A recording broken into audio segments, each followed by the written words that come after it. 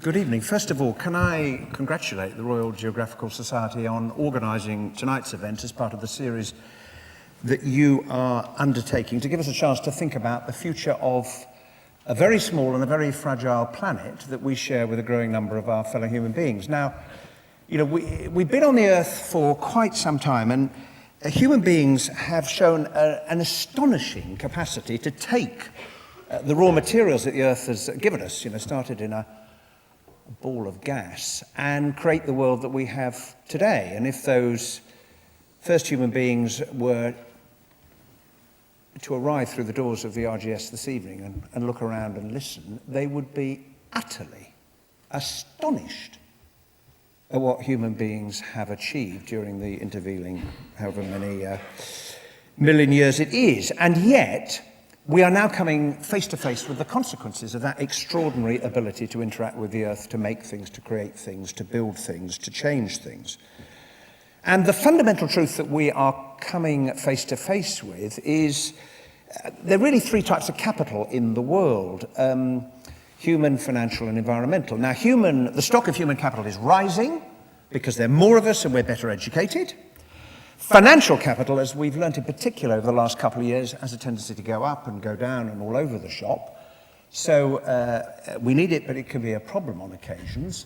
When it comes to environmental capital, there is absolutely no doubt at all that we are depleting the stock that we have used to develop the kind of world that we live in today, in a way in which we have failed to pay really any attention at all to the consequence of what we have been doing. And that has brought us to this point in human existence. And if you say to me, you know, what's the greatest challenge the world faces, very simply, it is to live sustainably on the one planet that we've got. Because we haven't got, as my predecessors in the environment job, David Miliband used to say, you know, we haven't got another two cupboards tucked away in a cupboard somewhere that we can draw upon once we've exhausted the riches and the gifts that the one world has given us. And I would, you know, if you went back at a time in history, I'd be really interested to go back to Easter Island, because I'd like to have been there when the Easter Islanders had that final conversation about what they were doing on the island. Now, you've all seen the fantastic statues with the wonderful relief, very long noses. Perhaps that's where I originated from. And in order to get the stone and shift it around so it could get to the place where the statues all stand facing outwards to the sea, they had to use mechanical means, and that involved a lot of logs. And in order to get the logs, they had to cut down the trees. And so it went. And at some point, undoubtedly, they got to the last clump of trees, and you just wish you could have been there to hear the conversation. Did any still voice say, when the foreman said, right, lads, come on, we've got these trees to get down today because we've got to move these stones and get them up? Did anyone say, well, hang on a minute. If we end up cutting down all of the trees on Easter Island, then aren't we going to have a bit of a problem? We're going to end up with beautiful statues, but we're going to find it rather difficult to live. But they did cut down the trees, and they did find it rather difficult to live, and they had to leave. Now, it acts as a kind of cautionary tale if you get the balance wrong between what you do with your environment, using the gifts that it bequeaths to us, and the consequence for human existence. And if you just take, you know, four examples. Joe, you made the point about sustainability being more than just the environment. I think it's very important. Take just one statistic. There are just over 1 billion of us on this planet who are overweight or obese. And there are about 1 billion of us on this planet, men, women, and children, not living here, but in other countries of the world, who will be going to bed hungry tonight because they do not have enough to eat. Now, that is a fundamental imbalance. It's a fundamental injustice. And we cannot, as sentient, thinking human beings, say, well, that's fine with us, because it isn't fine with us. So that is one example of the unsustainability of human existence.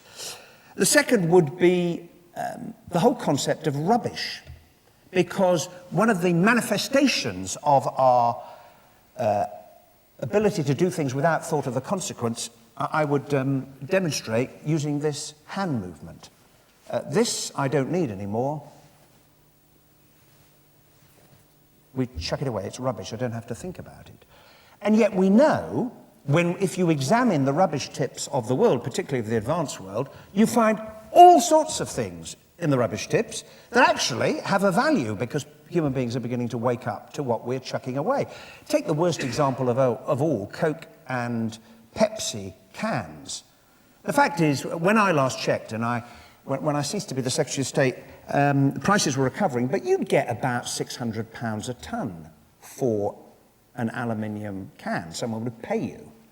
And we know that making a new Coke or Pepsi can uses a lot more energy than making another one out of a recycled Coke and Pepsi can.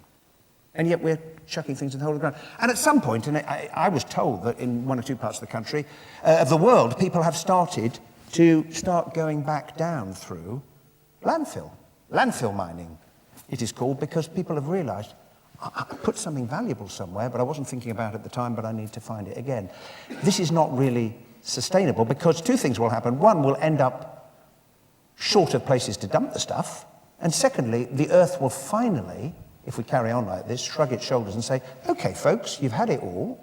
You've used all of the natural resources. Now what are you going to do? The problem that the Easter Islanders themselves faced. Third example is the growing population and our ability to feed it, which links to the first about the fundamental inequality.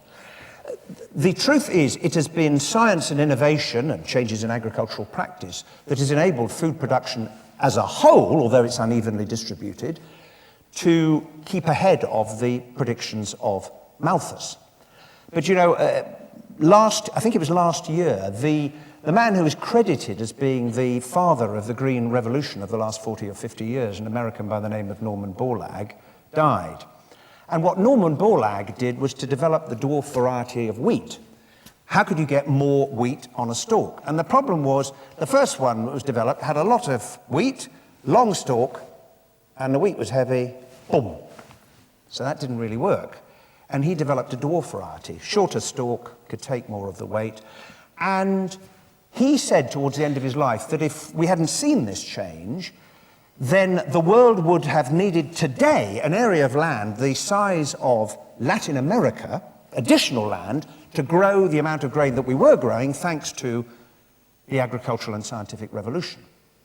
And as Mark Twain famously observed once, he said, my advice is go and buy land, because they've stopped making it. And if you want to see the proof of that, think about the nations of the world that have now started not just buying up raw materials in other countries, but buying land, because they are wanting to secure the raw material of food production for the years ahead. And the fourth, I think, example is biodiversity, because we understand instinctively why the natural world matters. We think of nature's astonishing capacity to lift our souls and to nurture our spirits, whether it's a glimpse of the hills or the ice on a cold morning, as we saw today. But we have kind of forgotten that biodiversity, the natural world, also gives us clean air, and it gives us clean water, and it gives us fuel, and it gives us food, and it gives us medicines to heal the sick. I learned that most forcefully on a visit to the World Agroforestry Centre in Nairobi a couple of years ago, and we went into a laboratory, and there on a bench were a lot of plants. And I went down, as I tend to do, and say, what's that, what's that? I said, what's that? It was a rather spindly-looking plant. And someone said, that is Artemisia. And I went, ah! Because I knew a little bit about, I'm not a scientist, by the way, I knew a little bit about Artemisia because some clever person discovered it had qualities that when you mix them with other drugs produced a much more powerful treatment for malaria. And suddenly the world couldn't get enough of Artemisia. And we went down the bench, and then there was this bit of bark. And I said, what's that? And they said, that is the bark of the Prunus africa tree. And they told me that some other clever scientists had discovered it contained properties that were helping in the fight against prostate disease and prostate cancer. One bench, two plants amongst many, and one is helping to treat diseases of the predominantly poor world, one is helping to treat diseases of the predominantly rich world.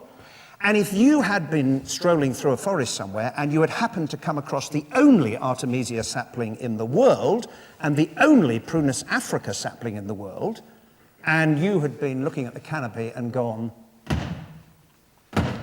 and crushed them both,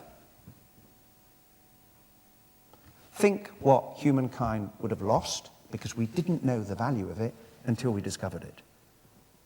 Now that is the truth about our world, and we have to have that understanding and that knowledge if we are then going to act. Now, the second and last point I wanted to make was about what we now need to do, having absorbed that understanding of the point that we find ourselves at. Now, as a politician, frankly, scaring people and frightening them doesn't really work. Think back, those who in the audience who can remember back to the first advertisements warning about the dangers of HIV and AIDS. Do you remember the television adverts? They sort of great blocks of granite came out of the land, and it said, "Don't die of ignorance." Well, it made people think about AIDS, but it didn't actually give them any useful information about what they should do to protect themselves from the HIV virus. And the truth is, one of the difficulties that the environmental movement sometimes faces, and it's a point others have made, is this. There's a tendency to sort of wag fingers at the world and say, you've all been very, very bad, and you've been very, very naughty. And I was on a platform a few years ago with an old friend of mine who was saying, look, when Martin Luther King was trying to address the great challenge of his age, and he stood before that enormous crowd in Washington on the march, he didn't begin his speech with the words, "I have a nightmare," did he? He said something else. He said, "I have a dream." And it seems to me that we have to have a vision, dream, whatever word you want to use, of what this future might look like. And the truth is that all of the qualities that created the problem in the first place, because of human beings' extraordinary capacity to interact with the earth and use it and shape it, science, innovation, skill, craft, imagination, innovation, sheer determination, are exactly the qualities that we need if we're going to get out of the hole that we have dug for ourselves. So we have actually the means in our own hands and in our minds and in the skills of people. And I would just highlight 5 things. Cancun, I think it's very unlikely we're going to get a deal, because the politics of this are really difficult, and the politics in a global recession make it more difficult. But we need a climate deal, because without agreement on how we're going to divvy up the finite quantity of carbon we now understand the world can cope with, we're going to be in trouble. Secondly, governments have to act. And the importance of the Climate Change Act in Britain was it set a framework for a new way of trying to understand the impact of carbon emissions, and it's begun the process of us counting carbon in a way that we have never done before. We understand money, we understand living within your means when it comes to cash. This is the century in which we have to understand living within your means when it comes to carbon. And there's lots that government can do, saying we won't put that waste into landfill anymore, that we will encourage renewable energy through things like feed-in tariffs, which have led to quite a big change. The third thing is business has to lead. And I was very pleased to accept the invitation tonight, not least because I'm sharing a platform with Stuart, and I want to pay tribute to the leadership that Stuart has given, because there are lots of people who haven't shown the leadership, but Stuart certainly has. And on the subject of plastic bags, I remember the meeting in my office where my only ally amongst the supermarkets for doing something was Stuart, so I'm particularly grateful to you. Fourthly, we have to think about the way in which we design and build things. And the last thing is, it's about us too, because believe you me, if people think, right, you're an elected representative, you go sort it out, I'll get on with the rest of my life, give us a call when you've finished, it doesn't quite work like that. And it has to be a partnership between us, because we need your encouragement as your elected representatives to do what is required, and we need your understanding when we get on with it. And the thing that gives me encouragement is this: when you see the change happening, wherever it is, in communities, in businesses, I always used to say to myself, blimey, if it can happen here, it can happen everywhere. Thank you very much.